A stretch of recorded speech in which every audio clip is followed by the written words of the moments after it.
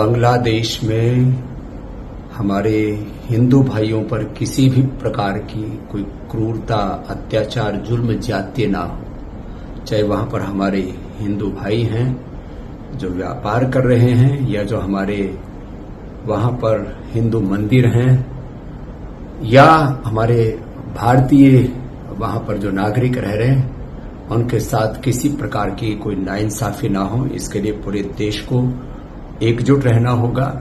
और पहली बार मुझे ये देख करके प्रसन्नता हुई कि पूरा विपक्ष सरकार के साथ है, और यही भारत की नीति होनी चाहिए। नहीं तो जिस तरह से पूरी दुनिया में इस्लामिक कट्टरवाद बढ़ रहा है, और वो भारत के पड़ोस में जिस तरह से उसने दस्तक दे दी है, वह देश के लिए बहुत ही खतरनाक हो सकता है। ये एकजुटता हमारी आगे भी रहनी चाहिए।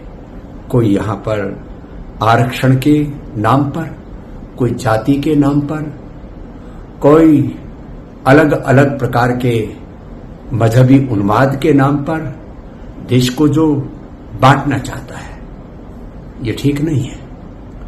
इसलिए हमारी भारत की राजनीति मुद्दों पर केंद्रित हो। उसमें जाति, उसमें संविधान, उसमें आरक्षण, उसमें अलग अलग प्रकार के मजहबी उन्माद, जातीय उन्माद, भाषाई उन्माद, तमाम तरह के प्रांतीय उन्माद, इन सब उन्मादों से परे केवल विकास के आधार पर और 2047 तक भारत को विश्व की आर्थिक, सामरिक, सामाजिक, आध्यात्मिक महाशक्ति हम कैसे बनाएं, इस पर यदि पूरा देश एकजुट होकर के आगे बढ़ेगा, तब हम अपने पड़ोसियों के साथ में भी ताकत से खड़े हो पाएंगे, और पूरी दुनिया के सामने भी भारत एक शक्तिशाली राष्ट्र के रूप में उभर पाएगा।